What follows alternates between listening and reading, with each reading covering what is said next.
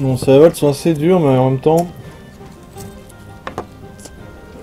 comme je l'ai dit, vu le nombre de points de Kazakh et le fait qu'on peut augmenter aucune autonomie, on allait se les prendre un jour ou l'autre, et puis maintenant, ça nous laisse, une fois qu'on aura battu ce stack de rebelles, grâce à ce petit modifieur de révolte récente, on est tranquille après pendant quelques temps. Surtout que j'arrive à bien convertir.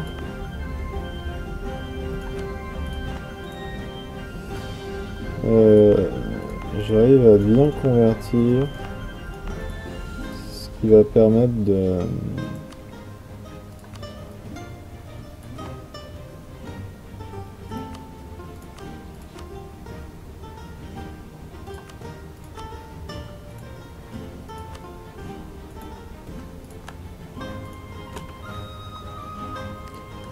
qui va permettre de stabiliser le pays une fois que ce sera tout converti.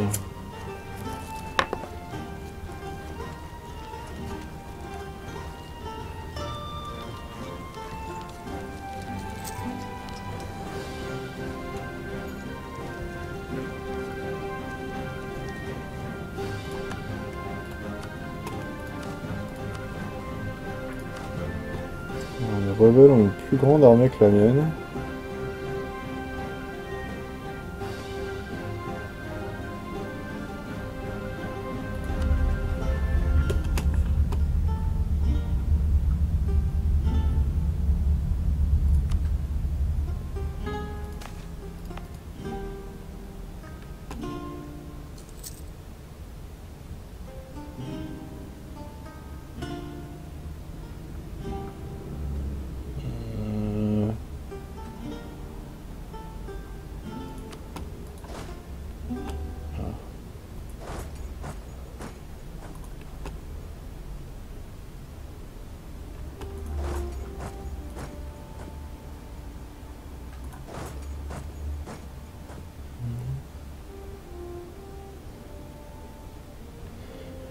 Il faut arriver le 5, donc dans 6 jours.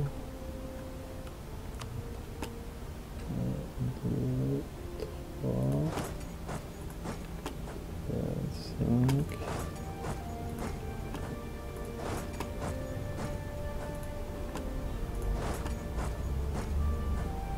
Alors, en arrivant le 5, on va réussir à attraper l'armée du milieu là. C'est déjà ça de moins.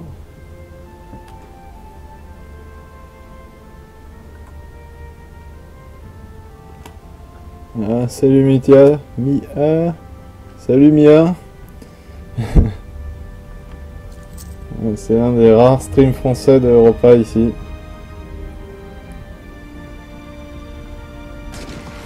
Voilà, on arrive juste au moment pour attraper cette petite armée qui était toute seule.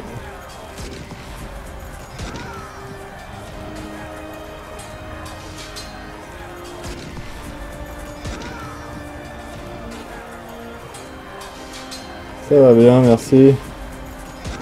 Et toi?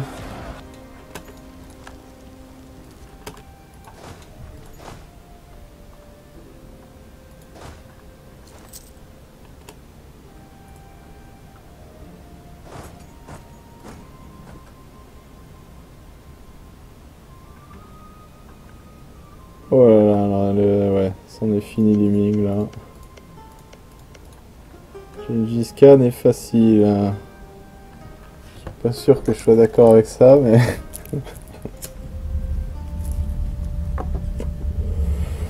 On verra, ça s'est plutôt bien passé pour l'instant, mais j'ai une très grosse... Une Moscovie assez grosse et agressive. Alors, et mon vassal qui donne l'accès aux Timurides, j'espère que la Moscovie va pas aller jusqu'à prendre des provinces Timurides au sud de mon vassal. Oui, je suppose qu'il fait très chaud à Paris. Voilà.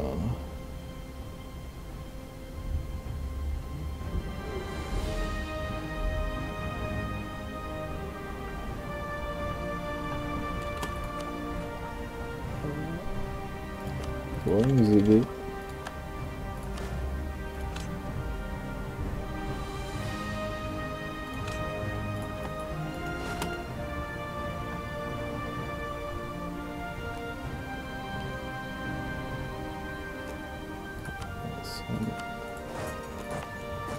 peu d'attrition là-dedans.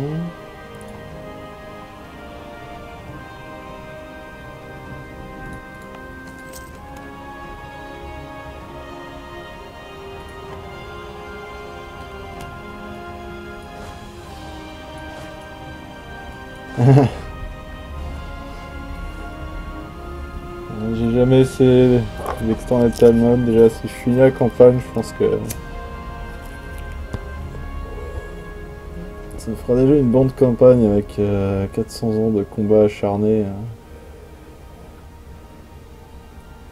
Parce qu'on ne s'arrête pas de guerroyer depuis le début de cette campagne. Ce qui est tout à fait sympathique. Voilà.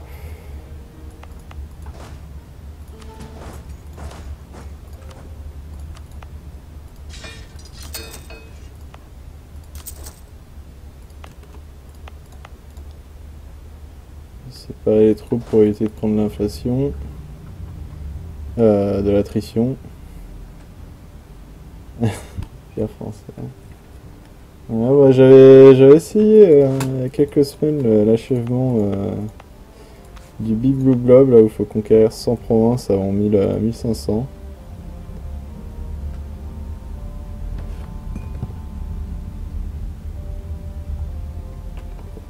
Ouais, mais avec aussi longtemps, t'as le temps de faire 3 World Conquest.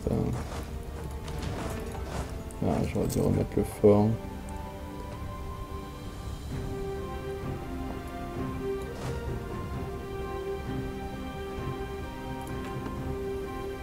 Ah, parce qu'on voit ça va donner accès au Timuride, le Moscovite va pouvoir aller au sud. J'espère qu'il va pas prendre... J'espère que le Moscovite va pas prendre trop au sud.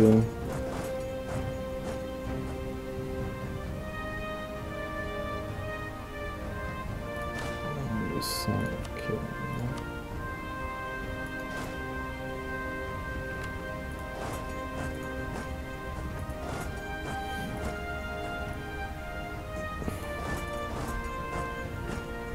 Il a essayé, j'ai vu qu'il avait un...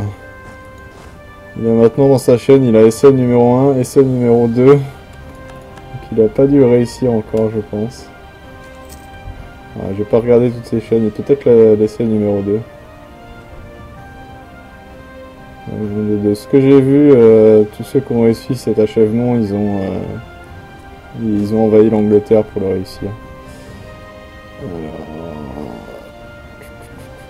Un peu d'autonomie ne sera pas trop grave dans cette province.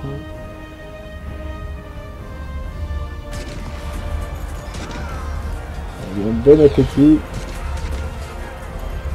Ah oui, un bon jeu. 7-0, c'est bien ça. Les rebelles kazakhs vont se soumettre.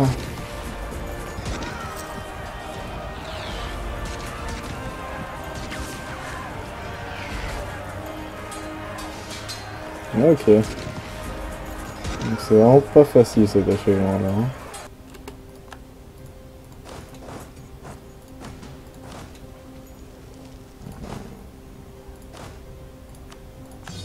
Pas d'argent pour ces rebelles.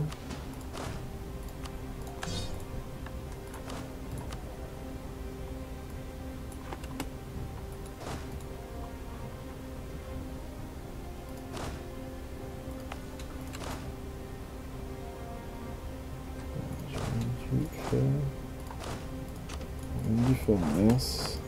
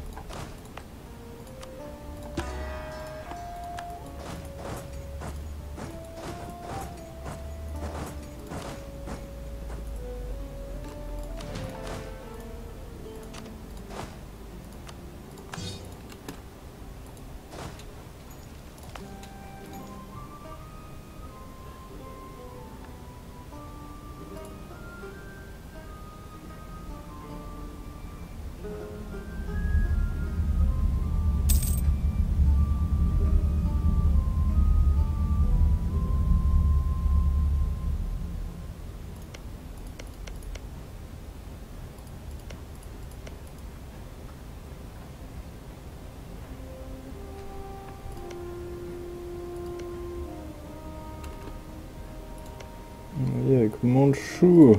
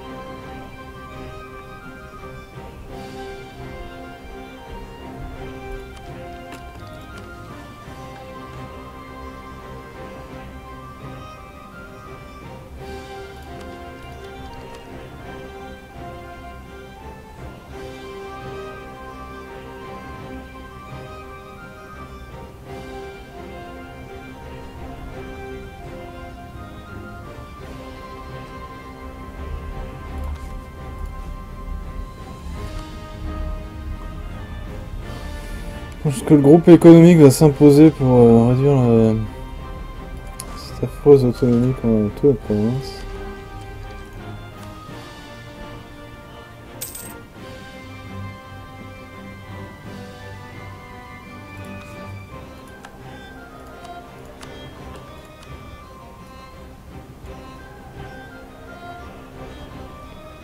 Je pense que je vais prendre le Manchou.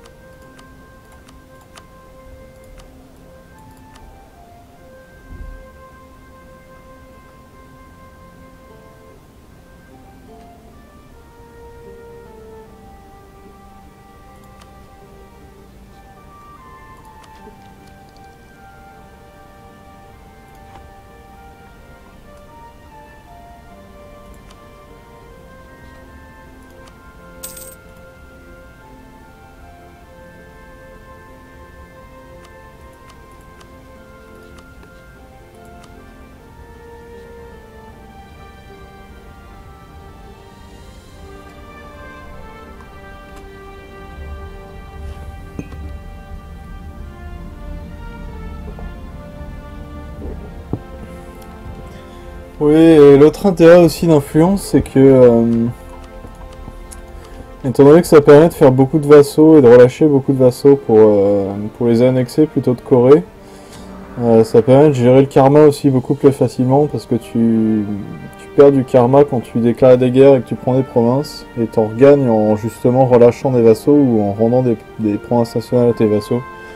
Donc c'est la technique que j'ai utilisée tout le long de la partie maintenant pour éviter en fait de tomber trop bas en karma. On regagne 8 points par province relâchée ou rendue un vassal en fait.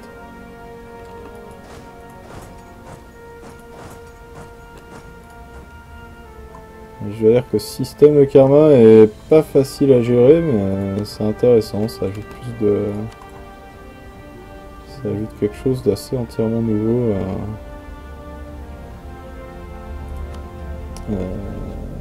dans le jeu.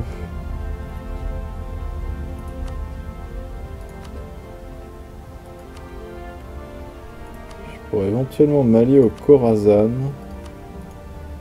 Mais je sais pas si j'ai envie de faire ça.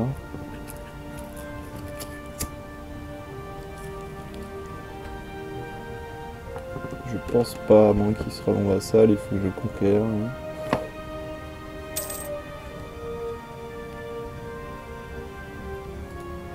Manchou a-t-il un autre ennemi que moi, par le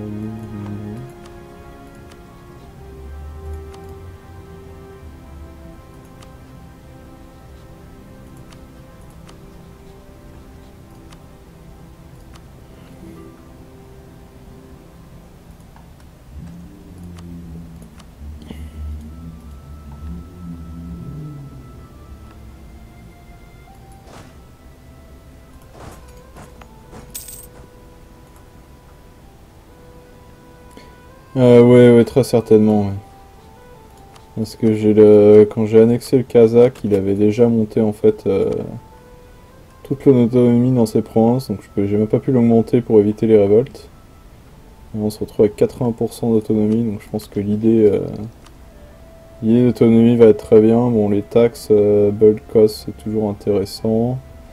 L'inflation, il me le faut aussi, parce que j'ai déjà une mine d'or qui me fait un peu monter. J'aimerais bien prendre celle qu'il y a au Yarkand aussi. Et après, l'an de maintenance, ouais, 10% de moins pour entretenir ses troupes, ce sera très bien. Et ces deux derniers bonus sont aussi sympas, même si je pense pas que j'aurai beaucoup de développement, mais l'économique est vraiment pas mal. Étant donné que je m'étends déjà avec des vassaux plutôt qu'avec des corps, administratif devient moins intéressant. Même si les coûts de mercenaires pourraient être pas mal aussi. Mais vraiment, avec l'autonomie, la réduction d'autonomie économique s'impose.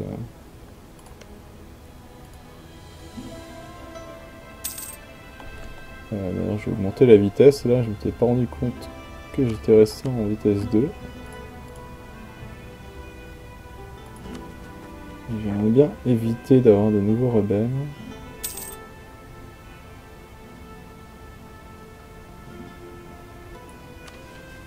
Offensif. Ouais, pour le troisième groupe d'idées, j'ai pas encore décidé, mais. Ouais, les choses offensives. Aristocratie me tente assez aussi. Pour un diplomate de plus en fait. Parce que là, je manque vraiment de diplomates pour gérer tous les vassaux. Religieux peut être pas mal du tout aussi. Histoire d'avoir un Casus Belli le bon Casus Belli. Une fois que j'aurai réformé, parce que je compte réformer aussi. Et religieux permettra de garder un très bon Casus Belli pour s'étendre aussi.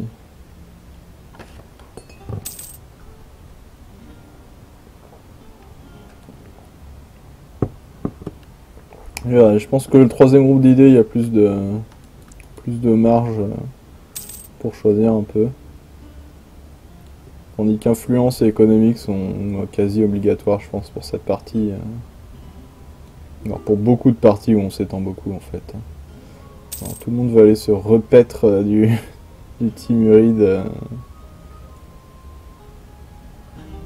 Oh, religieux, c'est un bon groupe d'idées. Hein. C'est surtout pour Casus Belli, en fait, qui est bon. Parce qu'avec ce Casus Belli, tu peux faire des guerres sans Clem et prendre toutes les provinces de ton ennemi. Tu vois, quand j'annexe des vassaux comme le Kazakh et que j'ai encore 15 provinces à convertir, avoir 2-3 missionnaires de plus serait pas mal non plus.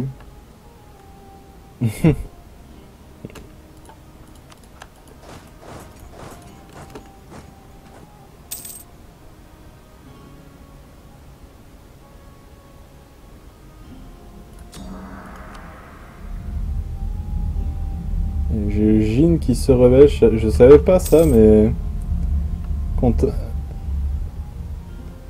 Ah ouais, innovatif est bien aussi. Mais je peux pas me permettre de pas prendre l'autonomie, la réduction d'autonomie économique.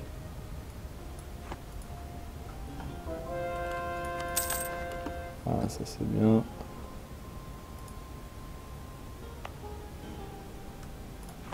Voilà, ça fera déjà les Ouzbeks qui disparaissent. Ici qui va.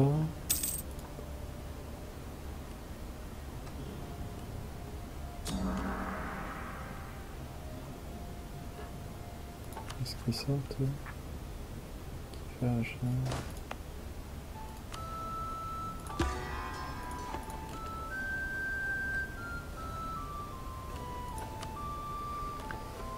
Y a-t-il des choses intéressantes à construire?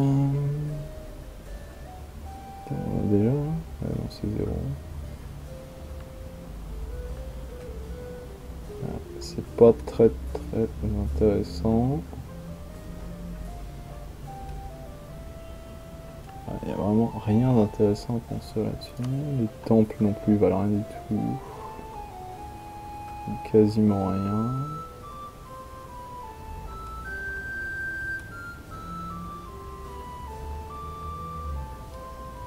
Je veux dire, je suis plus intéressé par du manpower.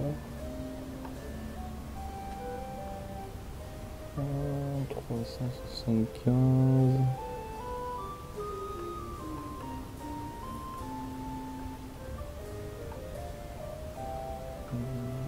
Ah, il est 500 ici.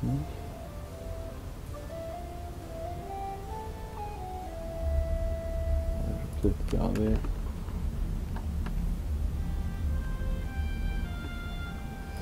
Humanisme est toujours très tentant, je trouve aussi. Surtout avec le nombre de cultures que je vais avoir à la fin du jeu.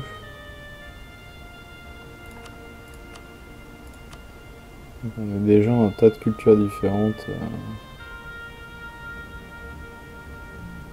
Pluriate, Kalka. Je vais potentiellement perdre les Buriates et les Kalka, on a accepté.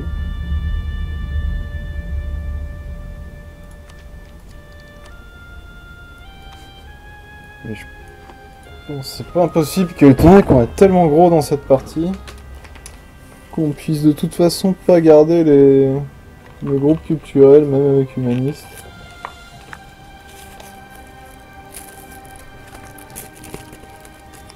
On va voir, le problème c'est qu'il...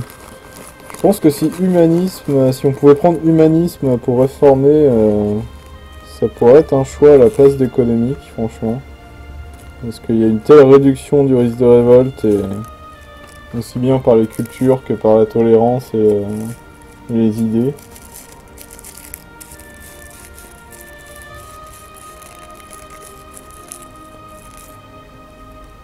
Donc à voir tout ça. Là, j'aurais vraiment réformé assez vite parce que là, on arrive à des niveaux de technologie militaire là où les soldats de base là, des hordes commencent vraiment à perdre de l'intérêt. À partir du niveau 9, voilà, à partir du niveau 9, on n'a pas de type nouveau type d'unité, c'est vraiment embêtant ça.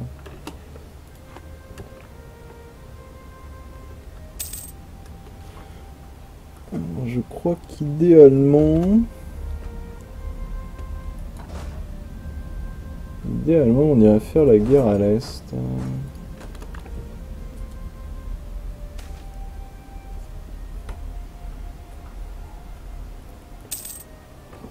Ouais, ça c'est... Enfin, faut que tu t'étendes... Ouais, c'est intéressant si tu prends des... Si tu t'étends dans des provinces d'autres légions avec la France, sinon... Sinon t'as pas forcément besoin d'humanisme. Enfin, à moins que tu t'étendes par exemple en Asie ou vraiment beaucoup en Europe.